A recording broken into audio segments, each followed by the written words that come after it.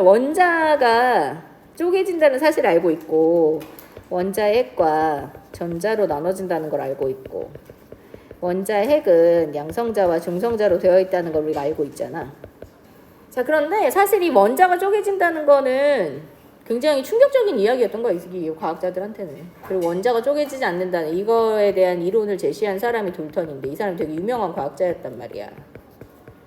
원자는 쪼개지지 않는 단단한 구로 되어 있다라고 하고 여러 가지 법칙들을 만들잖아. 질량이 어떻게 되는 걸로 증명, 원자라는 게 존재한다는 걸 증명을 했는데 내가 나름 증명을 했는데 어차피 원자는 못 본 상태였던 거고 그러면서 그냥 그게 계속 믿어지고 있었는데 전혀 유명하지 않은 어떤 과학자의 실험 하나에서부터 이게 깨지기 시작하는 거죠. 그 첫 번째 실험이 이거야. 음극선 실험이라는 실험이고 톰슨이라는 사람이 한 거거든. 이 사람이 그 당시, 그러니까 이 사람이 뭘 알아서 원자가 쪼개진다는 걸 생각하고 실험한 게 절대로 아니야. 그 당시 트렌드가 이 진공관 가지고 실험하는 게 트렌드였어. 그래서 이 관을, 기체를 다, 이 관의 기체를 거의 다 빼가지고 거의 진공 상태로 만들어 놓고 그 안에 전극을 연결해. 그 지금 약간 요 위에 있는 그림은 조금 복잡하게 생겼고 밑에 있는 게 기본적인 거야. 이 관에다가 전극을 연결해서 전압, 엄청 높은 전압을 연결했단 말이야. 그 한쪽이 마이너스 극이고 한쪽이 플러스 극이 되게 연결하고 강한 전압을 딱 줬어. 그리고 여기 안에 형광물질 같은 걸 바르고 이렇게 세팅을 딱 했더니 갑자기 마이너스 극 쪽에서 플러스 극 쪽으로 빛이 지나가더라는 거지. 근데 관 안에는 진공이니까 아무것도 없잖아. 그러면 이 빛은 분명히 전극 어딘가에서 나왔다라고 밖에 예측할 수가 없는데 도대체 그게 무엇인지 알 수가 없는 거야. 그래서 그것의 성질을 몇 가지 확인하는 실험들을 하는데 맨 처음에 그 안에다가 물질을 장애물을 하나 집어넣어. 그랬더니 그림자가 생겼어. 그림자는 왜 생기는 거야? 그림자 왜 생기냐? 내가 여기 서 있어. 햇빛이 비쳐. 이렇게 빛이 오면 그림자가 왜 생기잖아. 만약에 빛이 이렇게 지나가면 그림자가 생겨? 안 생기지?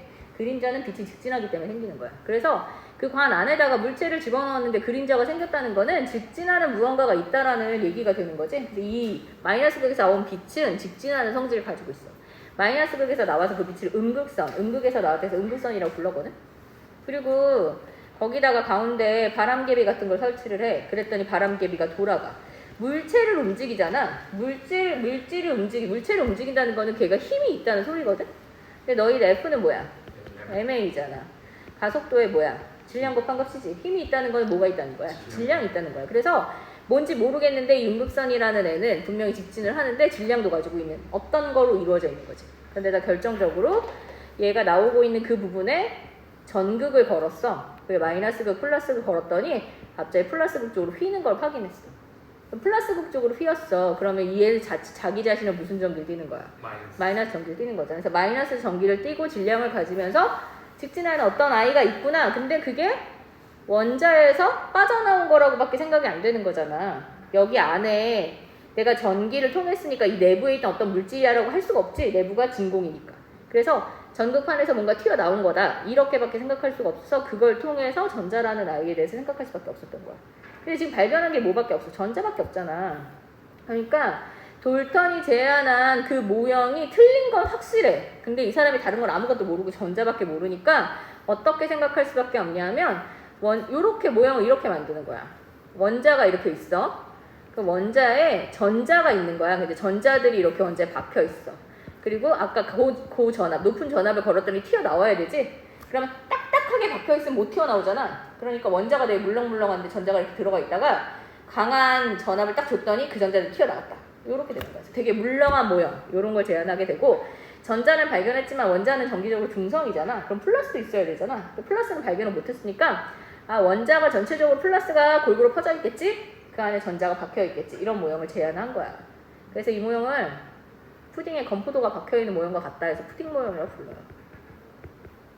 이거를 톰슨이 제안을 했어. 근데 이제 이 사람은 별로 유명한 과학자가 아니야. 그 당시에 돌턴이 제일 유명한 과학자거든. 유명한 과학자의 의견을 뒤집기에는 이 안이 조금 약간 허술한 거지. 그래서 이 사람이 계속 뭔가 이런저런 실험을 했는데 뭔가 이걸 확실히 딱 확고하게 할 만한 뭔가를 발견하지 못하고 이 사람의 제자 중에 러더퍼드라는 사람이 다른 실험을 통해서 원자핵을 발견하게 돼. 이 사람이 러더퍼드라는 사람이 한 실험은 알파 입자 산란 실험이라는 실험인데 기본 세팅이 이렇게 돼 있어. 너희들 지난번에 선생님이 그때 특집 기사 작성하기 하라고 하면서 영상 틀어준 거에 있는데 그거랑 약간 세팅이 틀려. 그거는 이제 판을 이렇게 쭉 연결하는 걸로 세팅이 돼 있고, 어쨌든 형광물질에 바른 스크린을 여기다 이렇게 연결을 하고, 여기 금을 아주 얇게, 진짜 금을 아주 얇게 금박을 가운데 딱 놔. 그 다음에 여기 알파 입자라고 하는데 알파 입자가 뭐냐면 헬륨에서 전자를 떼어낸 거야. 그럼 헬륨은 원래 양성자 2개, 중성자 2개 있는 애잖아. 그럼 거기서 전자 2개를 떼어내면 딱 뭐만 있어? 헬륨에 원자핵만 있고 정기적으로 플러스를 띄고 있지. 플러스를 띄면서 질량이 조금 있는 어떤 애가 튀어나가게 된 거지. 계속 걔를 쏴. 그러면 요 금박을 통과할 건데 어떻게 생각했냐 하면 러더퍼드는 톰슨의 제자니까 요 모형이 맞으면 만약에 둘 중에 하나겠지. 이거 아니면 돌턴의 모형이잖아. 돌턴의 모형은 단단한 구잖아. 그러니까 단단한 구면 알파 입자가 갔다가 딱딱하니까 어떻게 돼? 바로 튕겨져 나와야 되는데 톰슨은 되게 물렁물렁한 모형을 제안했잖아. 그러니까 질량을 가진 알파 입자가 오면 얘를 뚫고 지나갈 것이다 라고 예측했어. 실험해보고 둘 중에 뭐가 맞는지 결론 내리자 이렇게 된 거야. 실험을 해보니까 아니나 다를까 거의 여기로 가서 알파 입자가 거의 디텍트가 되는 거지. 그러니까 맞는 줄 알았어. 그런데 실험을 하면 할수록 이상한 게 아주 극소수긴 한데 이렇게 휘어지는 아이들이 있고 정말 더더욱 극소수이긴 한데 한 8,000번에 한 번 정도로 거의 이렇게 튕겨져서 거의 돌아오는 애가 있는 거야. 알파 입자 질량을 가진 플러스를 띄는 아이를 튕겨내는 애가 뭔가 있는 거지. 근데 러더퍼드 모형, 그러니까 톰슨 모형이면 푸딩이니까 뚫고 지나갈 수는 있지만 걔가 튕겨낼 수는 없잖아. 튕겨내면 분명히 돌턴의 모형하고 같아야 되는데 돌턴의 모형이면 통과하는 애는 없어야 되잖아. 근데 지금 둘 다 나오는 거지. 그래서 이 사람이 뭔가 있겠다. 뭔가 있는데 통과하는 이유를 아예 다르게 생각했어. 대부분이 비어있기 때문이다. 대신 플러스를 튕겨낼 만한 플러스가 어디 있다.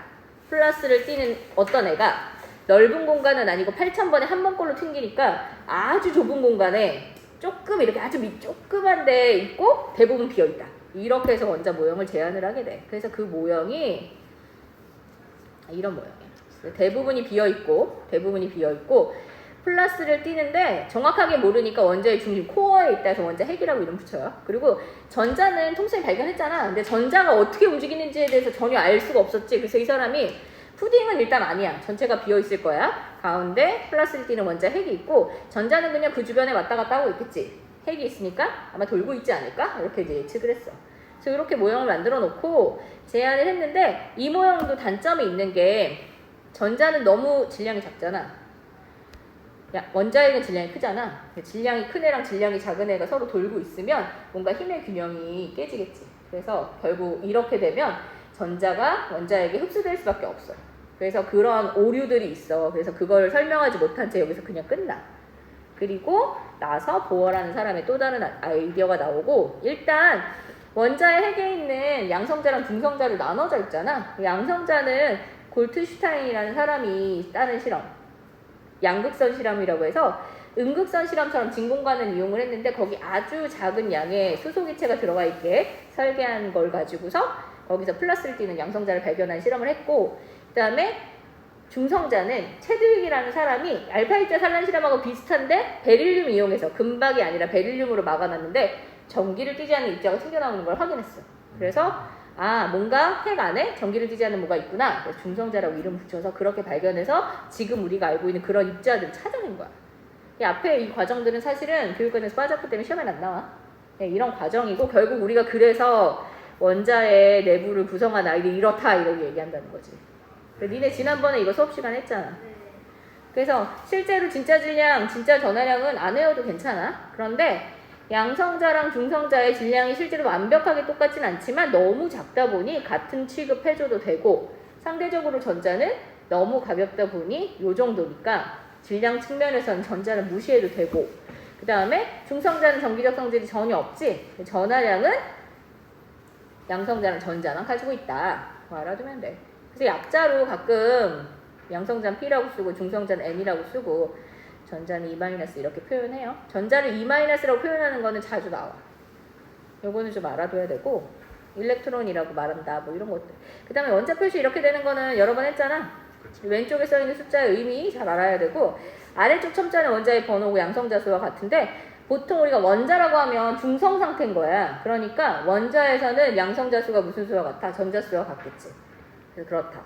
그 다음에 위에 있는 숫자는 질량수라고 부르는데 질량을 나타내는 입자의 개수야. 근데 질량은 결국 누구로 결정돼?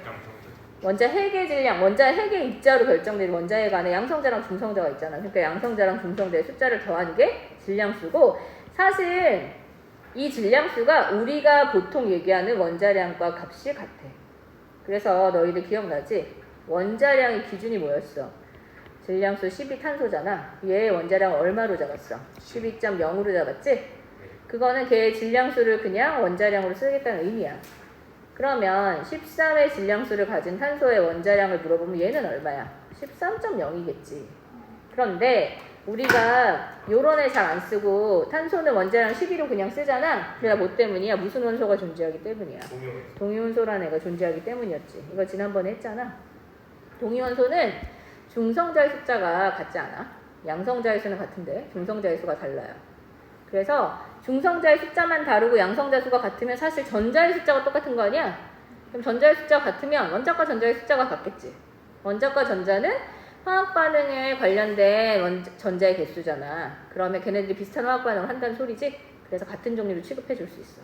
그래서 양성자의 수가 같아서 원자 번호가 같다는 건 결국은 걔네들이 비슷한 화학 반응을 한다. 화학적 성질이 같다라는 거고, 중성자 수가 다르면 질량이 다르잖아. 질량이 달라서 달라지는 것들이 같이 달라지는데 그런 게 보통 밀도, 녹는 점, 끓는 점 이런 애들이야. 그런 거 우리가 물리적 성질이라고 불러요. 그래서 동위원소는 물리적 성질이 달라. 그렇구나. 그래서 뭐 대표적으로 이런 애가 나와. 얘가 가장 기본이지. 중성자 없는 애, 수소. 양성자 하나가 전자 하나 이렇게만 딱 되어 있는. 그런데 간혹 이렇게 중성자를 한 개나 두 개를 가진 애들이 있단 말이야. 이런 애들은 분명히 양성자 숫자가 똑같으니까 원자의 번호는 같아서 우리가 똑같이 수소 H라고 써줘도 되는데 중성자 수 차이 때문에 질량수만 다르지. 그래서 그런 애들을 우리가 동위원소라고 한다. 물론 수소는 거의 99% 이상이 질량수 1자리로 존재해. 그래서 2나 3자리는 사실 별로 보이지 않아. 그러나 있잖아. 그럼 완전히 무시할 수는 없는 거 아니야. 그래서 우리가 이것들을 원자량 물어보면 사실 얘는 원자량 1이지. 질량수 2짜리는 원자량 2잖아. 질량수 3짜리는 원자량 3이란 말이야. 그럼 수소의 원자량 그러면 도대체 뭘 얘기하는지에 대해서 약간 애매하지. 그래서 우리가 이거를 그냥 하나의 값으로 만들어버리기로 했어. 그냥 평균 구하기로 했어. 그리고 그 평균이 1 더하기 2 더하기 3을 3으로 나누는 게 아니라 걔네들이 몇 %씩 존재하는 실질적 존재 비율을 고려해서 진짜 지구에 존재하는 게 많으면 실제로 걔네들의 원자량이 큰 영향을 미치게 되는 거지. 평균 원자량이라는 걸 이용하기로 했다. 이거 알아두면 되지. 평균 원자량. 그래서 뭐 이렇게 계산하는 거야. 자연계에서 질량수 12짜리 탄소는 98.9성 엄청 많이 있고 13짜리는 요거밖에 없어. 사실은 탄소는 질량수 14짜리도 있거든? 이거 너무 조금이라 이 계산에 아예 넣지도 않아. 의미가 아예 없어. 그래서 요런 데 존재 비율 결국은 전체 우리가 퍼센트라는 게 전체 100이었잖아. 100에서 98.93은 12에 해당하는 아이고 100에서 1.07은 13에 해당하는 아이다. 물론 13.003 이걸 좀 더 정밀한 값으로 나타낸 건데 13이라고 넣어도 큰 상관없어. 왜 계산할 때 그냥 질량수 그대로 써도 돼요. 그래서 여기 막 질량수 원자량은 유사한 값이지만 같지는 않아. 그러나 우리는 거의 같게 사용해도 크게 무리는 없다.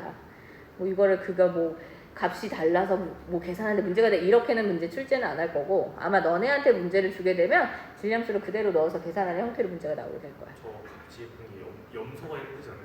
염소는 버릴 수가 없지. 비율이 애매하기 때문에. 그래서 대부분의 경우 몰빵으로 많이 있는 애 쪽으로 치우치는 평균 원자량을 가지게 돼. 어떤 애가 확 많이 있으면 거의 그래서 결국 평균값은 걔를 갈 수밖에 없다. 알아두면 될 것 같고. 자, 톰슨은 전자 발견의 전자, 러더퍼드는 원자핵을 발견했어.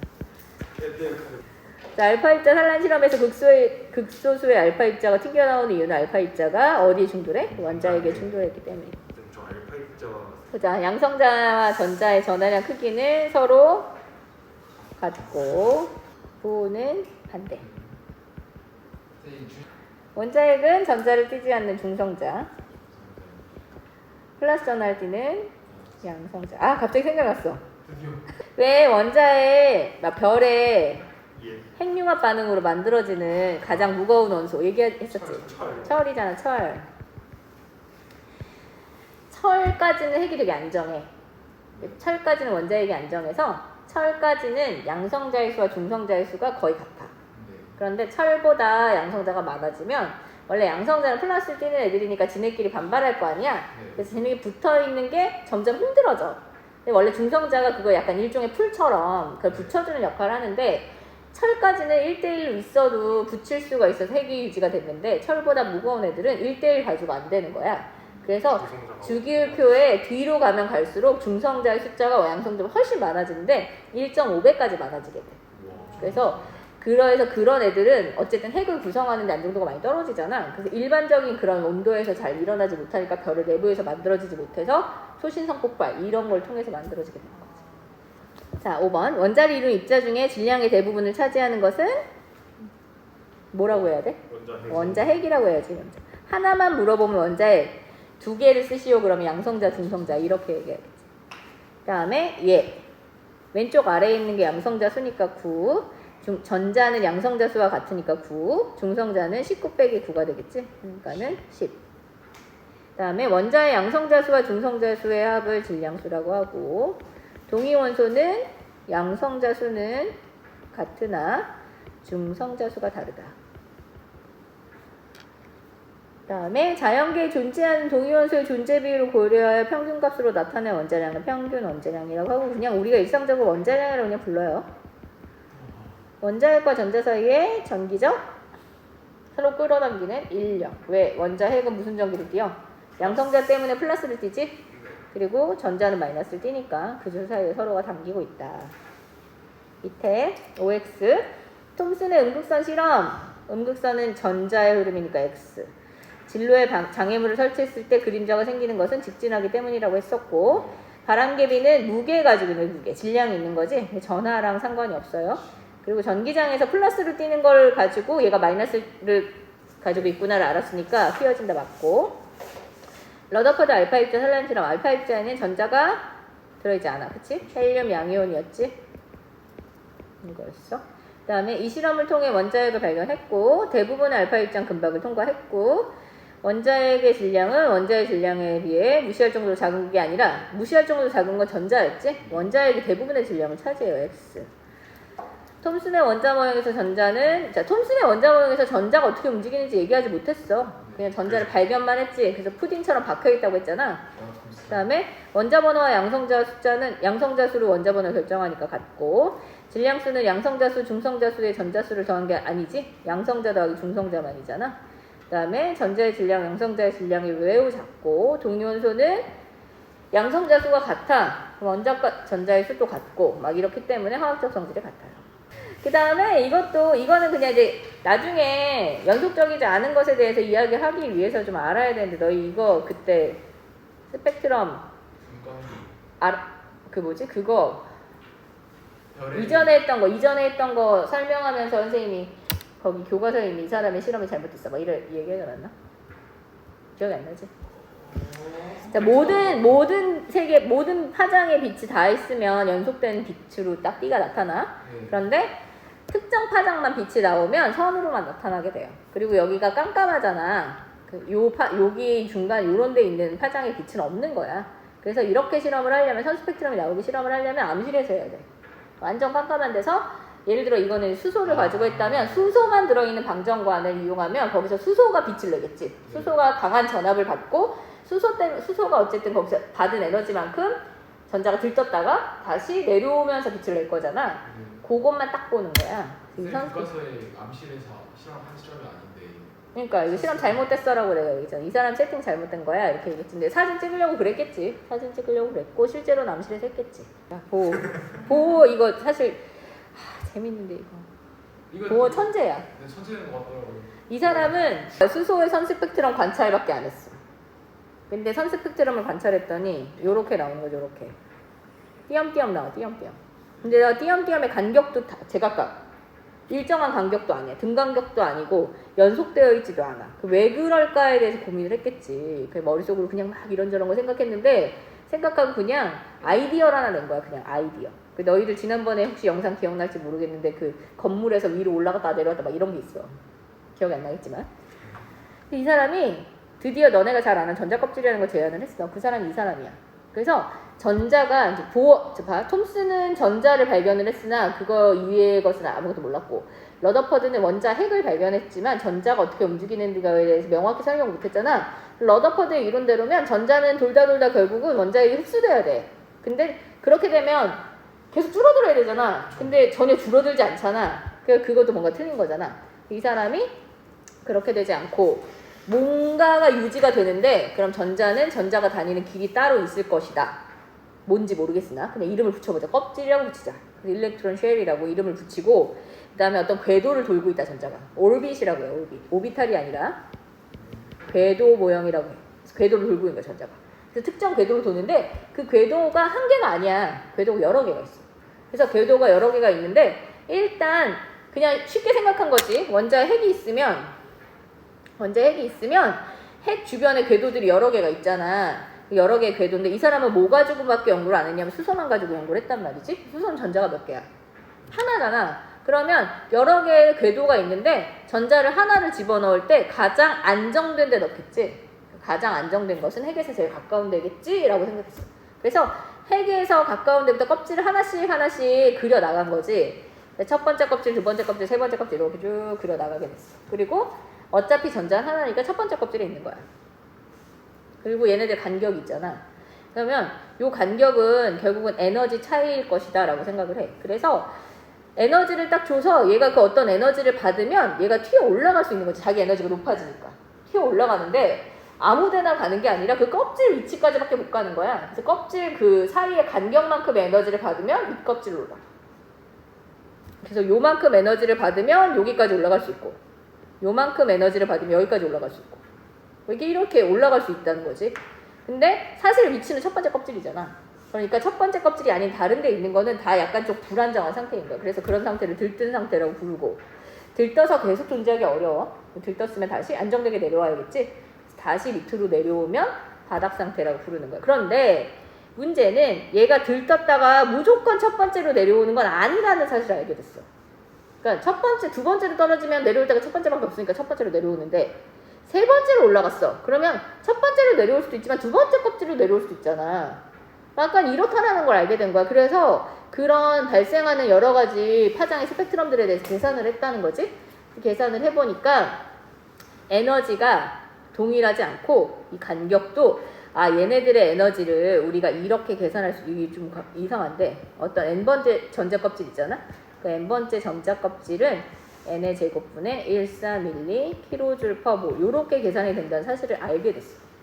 이 사람이 이런저런 데이터들을 계산해가지고 전자 껍질이 가진 에너지를 계산하게 돼. 그런데 n분의가 아니라 n제곱분의잖아. 그러다 보니 n이 커지면 이 값이 기하급수적으로 이게 조금 차이 나는 게 확 차이 나는 거야. 그래서 첫 번째 껍질이랑 여기 이제 먼저 핵이 여기 있어.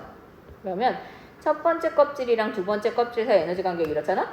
그러면 두 번째 껍질과 세 번째 껍질 사이 에너지 간격이 이렇다는 거지. 세 번째랑 네 번째 껍질 사이 에너지 간격 이런 식. 이렇게 n제곱 분해잖아. n제곱 분해니까 n이 커지면 점점점 그 값들이 작아지는데 이 값의 그 격차가 엄청 확 줄어드는 거야. 그래서 뭐 이렇게 되는 거야. 이런 식으로. 그러면 이게 첫 번째 껍질, 두 번째 껍질, 세 번째 껍질, 네 번째 껍질, 다섯 번째 껍질 이렇게 해서 무한대 껍질까지 있는데 나중에는 그 간격을 알아볼 수 없을 만큼 엄청 촘촘하게 돼 있다는 사실을 알게 됐어. 그렇게 생각하게 됐어. 그리고 예를 들어 여기에 원래 전자가 있었는데 얘가 뛰어올라 두 번째 껍질을 올라갔다가 첫 번째로 내려올 수 있지. 네. 그런데 얘가 뭐 예를 들어 이게 한 다섯 번째 껍질까지 올라갔다. 다섯 번째 껍질에서 두 번째로 떨어지잖아? 그럼 아무리 높이 올라갔다 떨어져도 두 번째로 떨어지는 거는 첫 번째로 떨어지는 걸 이기지 못해. 그죠. 요 사이 간격이 너무 커. 그래서 이걸 1번이라고 하고 다섯 번째에서 두 번째로 떨어지는 거 2번이라고 하잖아? 그럼 1번이 너무 커서 이게 어느 정도냐면 빛의 종류 자체가 바뀌어. 그래서 1번에 내보내는 빛이 자외선이야. 그런데 2번, 두 번째 껍질로 떨어지면 어디서 떨어지든 자외선까지 가지도 못해. 가시광선이 나온다. 너희 알겠지만 자외선이 에너지가 더 높잖아. 가시광선 에너지가 더 낮아. 네. 그래서 두 번째 껍질로 떨어지면 아무리 더 높은 데서 떨어져도 가시광선을 자외선을 이렇게 넘어가지 못해. 가시광선 범위. 그 다음에 세 번째 껍질로 떨어지면 더 작겠지. 적외선이더라는 거야. 이런 식으로 몇 번째 껍질로 떨어지냐에 따라서 발생한 에너지가 다 다르다는 거야. 근데 보어는 요거 본 거잖아. 눈으로 봤잖아. 그 무슨 광선을 본 거야?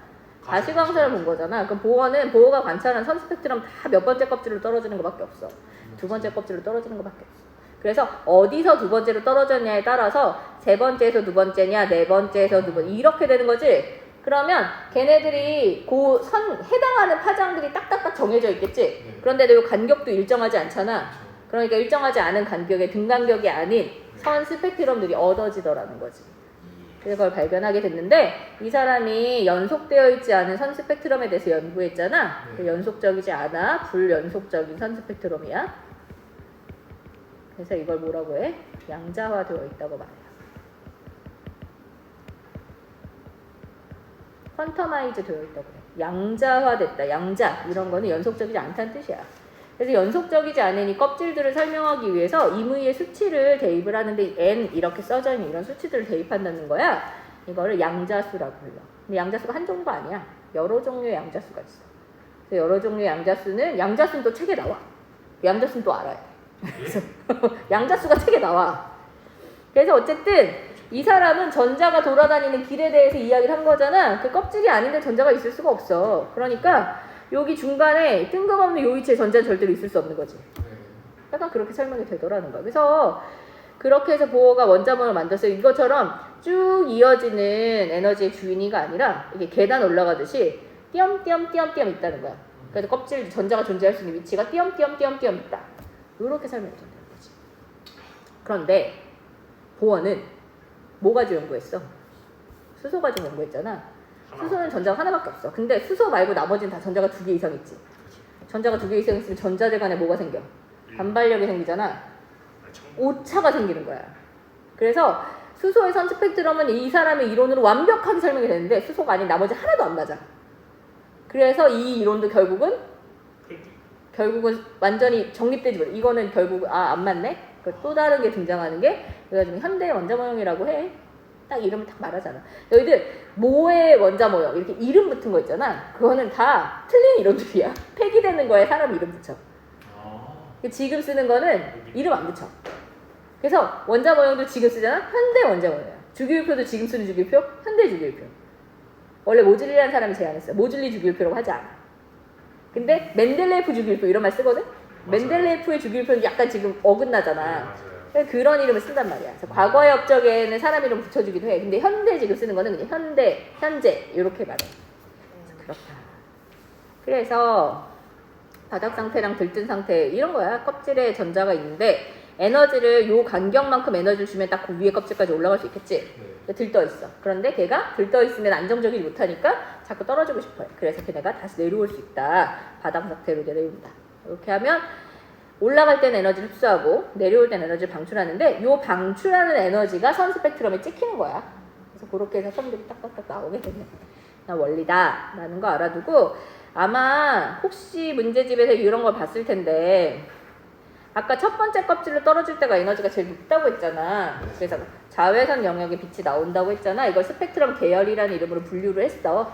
그래서 첫 번째 자외선의 영역에 빛을 내면 라이먼 계열이라고 부르고 두 번째 껍질로 떨어지면 주로 가시광선이 나오는데 발머 계열이라고 부르고 세 번째 껍질로 떨어지면 그거보다 더 작은 에너지가 나오겠지. 적외선 계열이 나오는데 파션 계열을 부르는데 보어는 여기 눈에 보이는 거 가지고 실험을 했기 때문에 보어가 내보내는 보어의 그 원자 모형에 있는 그것들은 다 발머 계열에 해당하는 거야.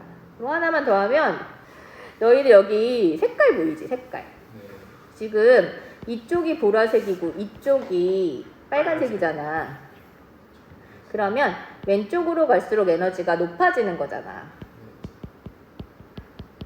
오른쪽으로 갈수록 에너지가 낮아지는 거지. 근데 아까 선생님이 얘기했을 때 두 번째 껍질로 떨어진다고 치면 세 번째에서 두 번째로 떨어지는 거랑 네 번째에서 두 번째로 떨어지는 거랑 어떤 게 에너지가 더 높아? 네 번째에서 두 번째가 더 에너지가 높잖아. 그러면 가장 이 보어가 관찰한 이 스펙트럼 중에 가장 에너지가 작은 애는 얘인 거지. 그래서 이 빨간 제일 에너지가 작은 쪽에 있는 게 세 번째 껍질에서 두 번째 껍질로 떨어지는 게 돼요. 이런 식으로. 그러면 요 앞에는 네 번째 껍질에서 두 번째로 떨어지는 거겠지. 이렇게 설명이 가능해. 근데 이렇게 다 설명되는 거는 다 이게 수소기 때문에 전자 하나라서 그래요.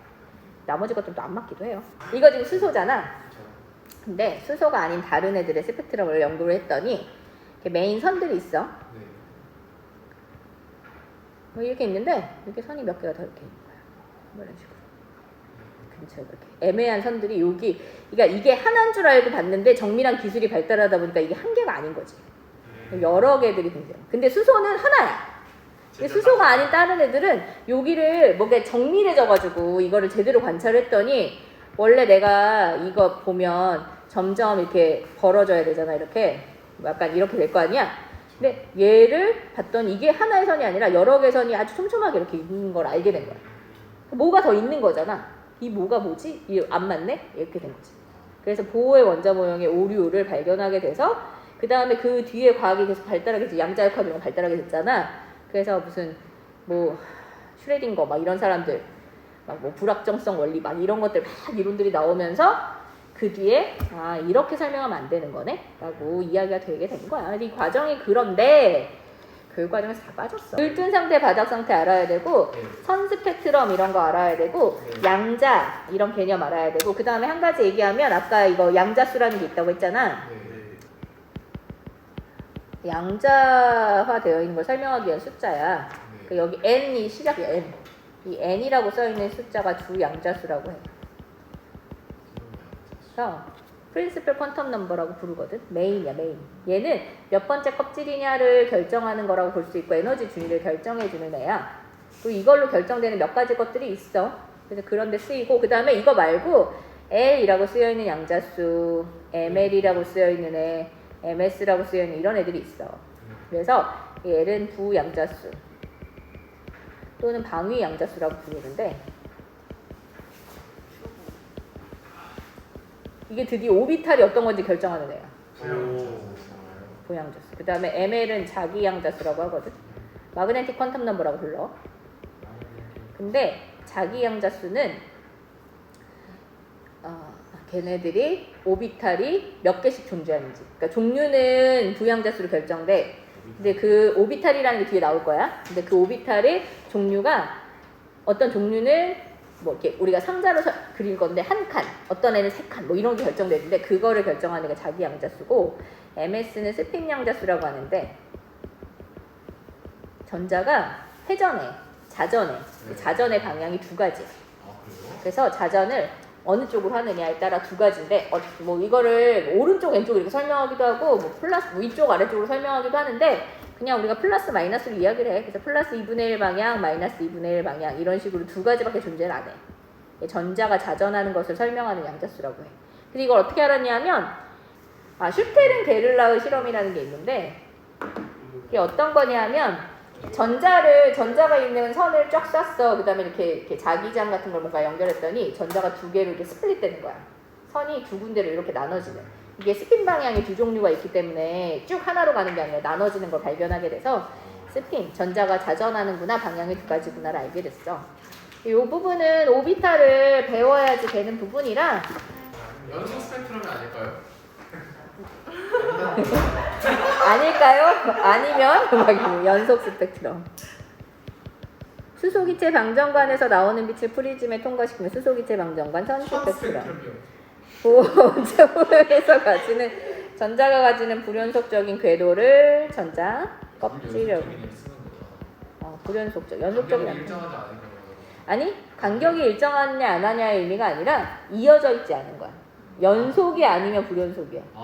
선으로만 딱 예를 들어 선의 간격이 다 똑같다 하더라도 불연속이야. 근데 실제로 똑같지도 않지. 그렇죠. 전자의 에너지가 가장 낮은 상태로 안정한 걸 바닥 상태라고 하고 바닥이 아니라 바닥. 원자가 들뜬 상태에서 바닥 상태가 될 때까지 에너지를 위에 올라갔다 떨어질 때 에너지를 방출하지. 이때 빛 에너지인가요? 이때 빛이 나오게 돼서 우리가 선 스펙트럼을 관찰할 수 있게 되지.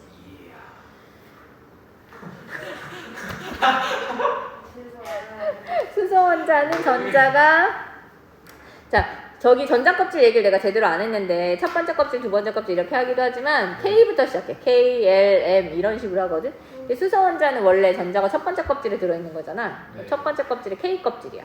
K부터 시작이야. K 전자 껍질. 근데 우리는 어차피 교육 과정에서 근데 뭐 아마 뒤에 나오긴 할 거야. 그 오비탈 나올 때도 살짝 등장은 할 거야. 그다음에 수소 원자에서 L, 자 K, L, M, N 이렇게 갈 거거든. K로 K에서 시작이야. 그러면 L 껍질에 들어있는 전자가 빛이 방출되려면 위에서 아래로 내려와야 되잖아. L에서 아래로 내려오면 어디로밖에 못 내려와? K로밖에 못 내려오니까 K 전자 껍질로 전이할 때 빛이 방출되겠지. 그 다음에 수소 원자가 두 번째, 첫 번째 이거 사실 이거 우리 안 한 건데 안 그러니까 교육 과정에서 벗어난 건데 첫 번째 껍질로 떨어질 때 자외선 나온다고 했잖아. 네. 자외선 나오는 걸 우리가 라이먼 계열이라고 하기는 해요. 그 다음에 수소 원자에서 전자전이가 일어날 때 방출되는 적외선 영역은 파시엔 계열이라고 부르는데 시험에 안 나와. 보어 원자 모형에 대한 설명으로 옳은 것 OX. 보어 원자 모형은 원자 핵 있어요. 가장 가까운 껍질 K 맞고 네. 먼 껍질일수록 위로 가면 갈수록 주양자 수가 점점 커지는 거야. 첫 번째 껍질이 K 껍질이고 거기서부터 주양자 수가 점점 N이 점점 커지면 위쪽으로 올라가는 거지. 크다. 전자 껍질과 전자 껍질 사이에는 전자가 존재하지 않아. 이 보어의 원자 모형은 껍질에만 전자가 존재한다. 이게 확실한 거고. 네. 그다음에 M이 순서가 K, L, M이었잖아. 그럼 M은 세 번째니까 주양자 수가 3이어야 되겠지. 그다음에 바닥 상태의 원자가 에너지를 흡수하면 들뜬 상태가 된다. 맞고 에너지는 연속적이잖아요. 불연속적이다. 맞고. 그러니까 니네 준이요? 준위. 준이요? 에너지 준위. 에너지의 정도 그렇죠. 그 뭐 에너지 위치 이런 개념이야. 네. 그다음에 수소 원자의 스펙트럼에 대한 설명을 옳은 것 했는데 두 번째, 첫 번째 이거 아까 자외선이고 라이먼 계열이라고 했었지. 네. 그다음에 파시엔 계열은 세 번째 껍질로 떨어진 라이머, 발머, 파시엔이거든. 그래서 이거는 적외선 영역이라고 했었고 발머는 가시광선이지. 네. 라이먼 계열에 속하는 이 자외선보다는 가시광선 에너지가 더 작아요. 발머 계열에 해당하는 발머 계열 두 번째 껍질로 떨어지는 경우 빛이 방출된 전자가 양자수 2, 두 번째 껍질로 떨어진다. 이거 맞고 N이 5에서 3, 세 번째 껍질로 떨어지는 것이 적외선이었지. 틀리고 라이먼 계열은 아까 자외선이었는데 자외선이 에너지가 높잖아. 너희들 이는 파장이 짧다. 람다분의 1하고 이론 관계이지? 그 람다가 파장이잖아. 에너지랑 파장은 서로 반비례 관계야. 그러니까 에너지가 더 높으니까 파장은 더 짧아야 되겠지. 이렇게 되겠지? 끝.